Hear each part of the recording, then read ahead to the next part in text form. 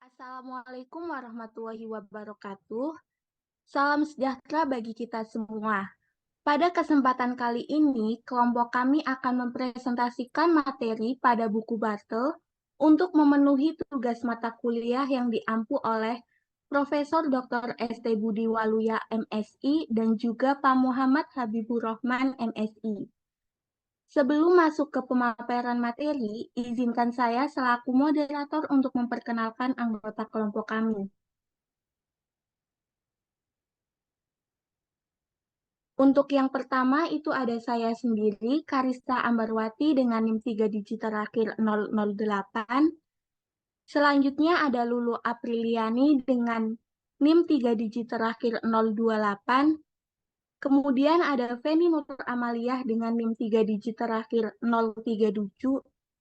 Lalu yang terakhir ada Maulidia Syifa dengan NIM 3 digit terakhir 042. Selanjutnya, kelompok kami akan menyampaikan pembuktian mengenai teorema 4.1.2, teorema 6.2.7, dan teorema 7.3.8. Untuk teorema 4.1.2 akan dijelaskan oleh Saudari Maulidia Anissa. Kepada Saudari Maulidia, saya silakan.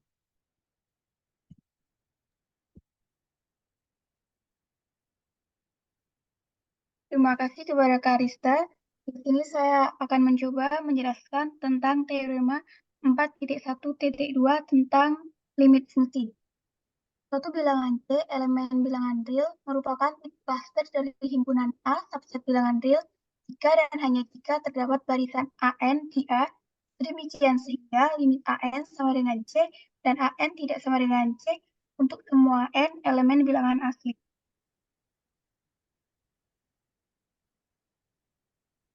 Dalam teorema 4.1.2 ini akan dibuktikan bahwa yang pertama, limit AN sama dengan C, dan yang kedua adalah C limit dari A. Langsung saja pada pembuktian yang pertama, akan dibuktikan limit AN sama dengan C. Nilai mutlak AN tidak sama dengan C itu kurang dari 1/N, sehingga limit AN sama dengan C. Misalkan A1 elemen lingkungan 1/N dari C dan A, yang mana A1 tidak sama dengan C. Untuk A2 elemen lingkungan 1/N dari C irisan A, yang mana A2 tidak sama dengan C. Hingga ke AN. AN elemen lingkungan 1/N dari C irisan A, yang mana AN tidak sama dengan C. Jadi bentuk teorema yang akan dibuktikan mirip dengan definisi 4.1.1, di mana nilai mutlak AN min C itu lebih dari 0 dan kurang dari 1/N. Sama artinya dengan AN tidak sama dengan C dan AN termasuk lingkungan 1/N dari C. Sehingga nilai mutlak AN C itu kurang dari 1/N jika dan hanya jika AN min C itu lebih dari min 1/N dan kurang dari 1/N. Tambahkan masing-masing sisi dengan C. Diperoleh C min N1 C min 1/N kurang dari AN min C ditambah C kurang dari C ditambah 1/N. Sehingga diperoleh AN lebih dari C min 1/N dan kurang dari C plus 1/N. Ini dapat dilihat pada gambar berikut ini dengan garis bilangan, di mana terdapat daerah A yang di dalamnya ada lingkungan C, kemudian di lingkungan C itu terdapat titik C dan titik AN. Diketahui AN itu tidak sama dengan C, sehingga untuk bagian yang kiri itu C min 1/N, dan untuk bagian yang kanan C plus 1/N. Jadi terbukti jika ada AN, elemen A, dengan AN tidak sama dengan 0, untuk setiap N bilangan asli, mengakibatkan limit AN sama dengan C. Untuk bukti yang kedua, diketahui AN elemen A kemudian AN tidak sama dengan C, dan limit AN sama dengan C. Akan dibuktikan C titik limit dari A. Karena AN itu elemen A dan AN tidak sama dengan C, maka AN elemen A berbeda dengan himpunan dari C. Dan limit AN sama dengan C. Artinya, untuk sembarang delta lebih dari 0, ada K elemen bilangan asli, hingga jika N lebih dari sama dengan K delta, maka AN elemen lingkungan delta dari C. Dengan kata lain, terdapat lingkungan delta dari C yang memuat titik-titik AN. Untuk semua N lebih dari sama dengan K delta. AN elemen A dan AN tidak sama dengan C. Jadi terbukti bahwa C titik limit A.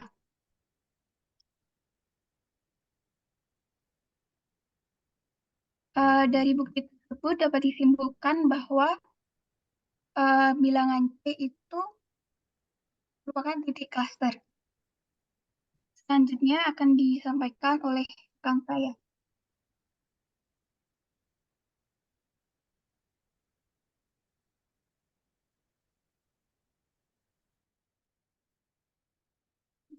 Baik, terima kasih Saudari Maulidia atas pemaparan materinya. Untuk selanjutnya ada pemaparan teorema 6.2.7 yang akan dijelaskan oleh Saudara Lulu Apriliani. Kepada Saudari Lulu, saya silahkan. Baik, terima kasih Karissa atas kesempatannya. Izinkan saya untuk memaparkan teorema 6.2.7, di mana misalkan fungsi I mendekati R terdiferensial pada interval I, maka ada dua kemungkinan. Yang pertama itu F naik pada I jika dan hanya jika F aksen X lebih besar dari sama dengan 0 untuk semua X anggota I. Yang kedua itu F turun pada I jika dan hanya jika F aksen X kurang dari sama dengan 0 untuk semua X anggota I. Buktinya, misalkan F aksen X lebih besar daripada 0 untuk semua X anggota I, jika X1, X2 dalam I memenuhi X1 kurang dari X2. Maka dengan menerapkan teorema nilai rata-rata, yaitu teorema 6.2.4, untuk F pada interval tertutup J, X1, X2, untuk mendapatkan titik C dalam X1, X2 sedemikian sehingga Fx2 min Fx1 sama dengan F aksen C dalam kurung S2 min X1. Karena F aksen C lebih besar dari sama dengan 0 dan X2 min X1 lebih besar dari 0, maka Fx2 kurang Fx1 lebih besar sama dengan 0. Sehingga Fx1 kurang dari sama dengan Fx2. Dan karena X1 kurang dari X2 adalah sembarang titik di I, maka disimpulkan bahwa F merupakan fungsi yang naik pada interval I. Untuk pernyataan sebaliknya, kita misalkan F terdiferensial dan naik pada interval I, sehingga untuk sembarang titik X tidak sama dengan C di I dipunyai Fx min Fc per X min C lebih besar dari sama dengan 0. Akibatnya, dengan teorema 4.2.6 disimpulkan bahwa F aksen C sama dengan limit X mendekati C, Fx min Fc per X min C lebih besar dari sama dengan 0. Next. Oke, yang kedua ini misalkan F aksen X kurang dari sama dengan 0 untuk semua X anggota I.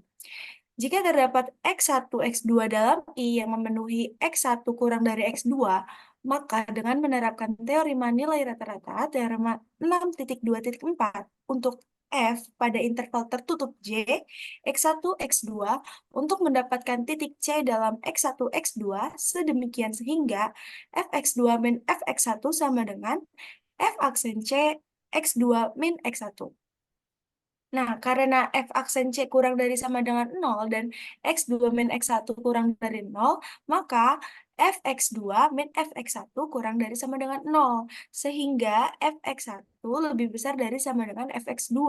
Dan karena X1 kurang dari X2 adalah sembarang titik di I, maka disimpulkan bahwa F merupakan fungsi yang turun pada interval I.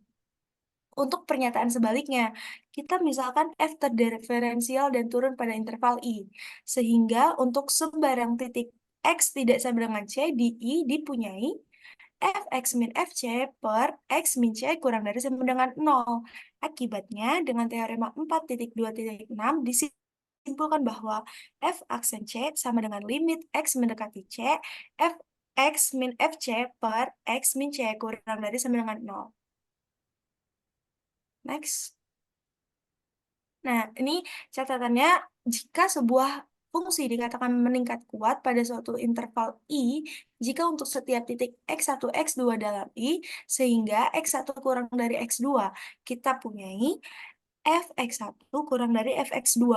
Nah, argumen di sepanjang baris yang sama dari bukti teorema 6.2.7 dapat dibuat untuk menunjukkan bahwa suatu fungsi yang memiliki turunan yang benar-benar positif pada suatu interval benar-benar meningkat di sana.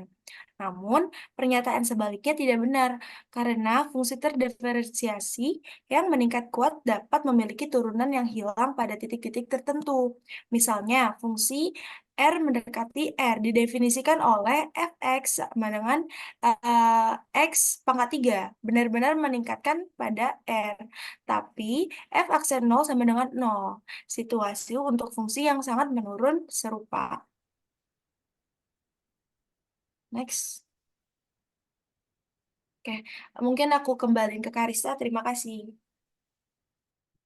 Baik, terima kasih Saudari Lulu atas pemaparan materinya. Untuk yang selanjutnya itu ada pemaparan materi teorema 7.3.8 yang akan dijelaskan oleh Saudari Feni Nur Amalia. Kepada Saudara Feni, saya silahkan.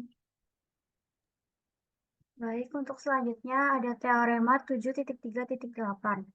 Misalkan J didefinisikan sebagai alfa, beta pada interval tertutup dan V yang memetakan dari J ke R mempunyai turunan yang kontinu pada J. Jika F memetakan dari I ke R kontinu pada interval J yang memuat Vj, maka integral dari F Vt dikali turunan dari Vt dt dengan batas bawah alfa dan batas atas beta sama dengan integral dari fx dx dengan batas bawah V alfa dan batas atas V beta. Next. Untuk pembuktiannya, terlebih dahulu definisikan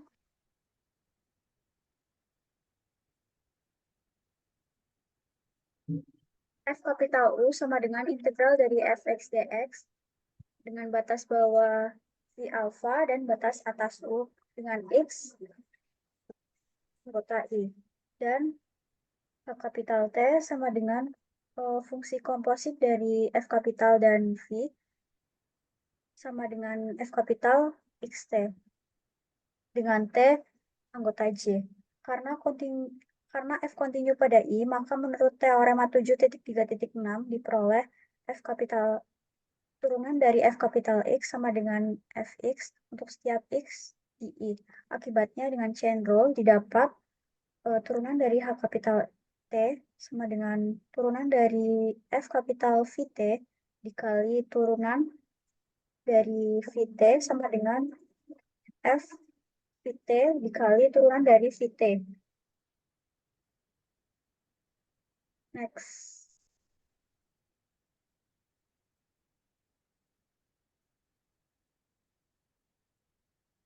Berdasarkan pendefinisian F, maka integral dari fx dx dengan batas bawah V alpha dan batas atas V beta, maka sama dengan F kapital V beta dt sama dengan H kapital beta. Ini disebut dengan persamaan 1. Karena F dan V kontinu dan turunan dari V kontinu, maka fungsi komposit dari F dan V itu kontinu. Akibatnya, fungsi komposit dari F dan V dikali turunan dari V juga kontinu. Sehingga fungsi komposit dari F dan V dikali integral dari turunan dari V terintegral Riemann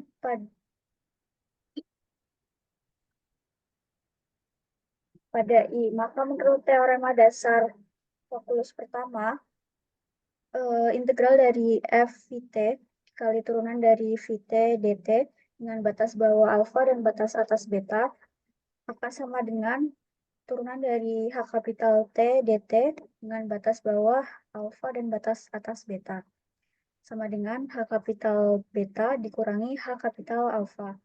Nah, ini kita sebut sebagai persamaan kedua. Next.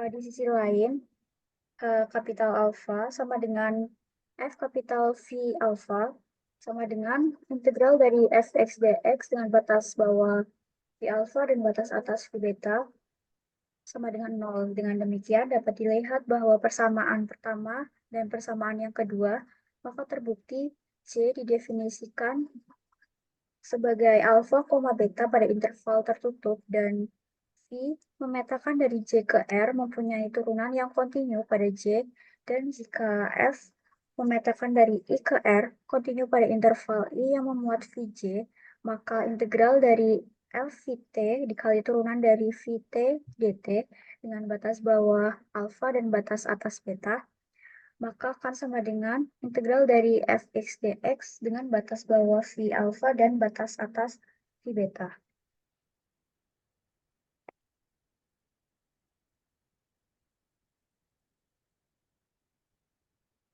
Saya kembalikan kepada moderator. Baik, itu saja materi yang bisa kelompok kami sampaikan. Kurang lebihnya mohon maaf apabila ada kesalahan kata-kata ataupun kesalahan materi. Cukup sekian dari kelompok kami. Terima kasih. Wassalamualaikum warahmatullahi wabarakatuh.